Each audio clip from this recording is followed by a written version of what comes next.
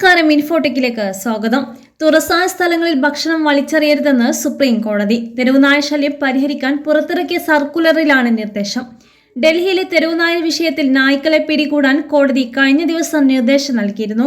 ഇതിനു പിന്നാലെയാണ് നടപടി. തെരുവിൽ ഭക്ഷണം വലിച്ചെറിയുന്നത് അടക്കമുള്ള നടപടികൾ തെരുവുനായ ശല്യം രൂക്ഷമാകുന്നതിലേക്ക് നയിക്കുമെന്നും ഇത് ആളുകൾക്ക് കടിയേൽക്കുമെന്നതിനും കാരണമാക്കുമെന്നും കോടതി നിരീക്ഷിച്ചു.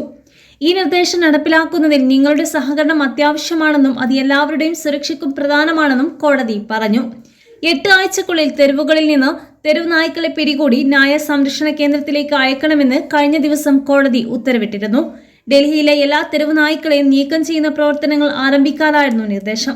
നായ്ക്കളെ പിടികൂടുന്ന സമയത്ത് ഏതെങ്കിലും വ്യക്തിയോ സംഘടനയോ ഏതെങ്കിലും തടസ്സം സൃഷ്ടിച്ചാൽ അവർക്കെതിരെ കർശന നടപടി സ്വീകരിക്കുമെന്നും സുപ്രീം കോടതി പറഞ്ഞു. നായ പിടികൂടുന്ന പ്രവർത്തനങ്ങൾക്ക് തടസ്സം നിൽക്കുന്നവർക്കെതിരെ കോടതി ലക്ഷ്യത്തിന് കേസെടുക്കണമെന്നും കോടതി പറഞ്ഞിരുന്നു. അതേസമയം മൃഗങ്ങൾക്ക് വേണ്ടി പ്രവർത്തിക്കുന്ന ഈ പ്രവർത്തകർക്കെല്ലാം റാബീസിന് ഇരയായവരെ തിരികെ കൊണ്ടുവരാൻ കഴിയുമോ എന്ന് കോടതി മൃഗസംരക്ഷണ സംഘടനയോട് ചോദിച്ചു.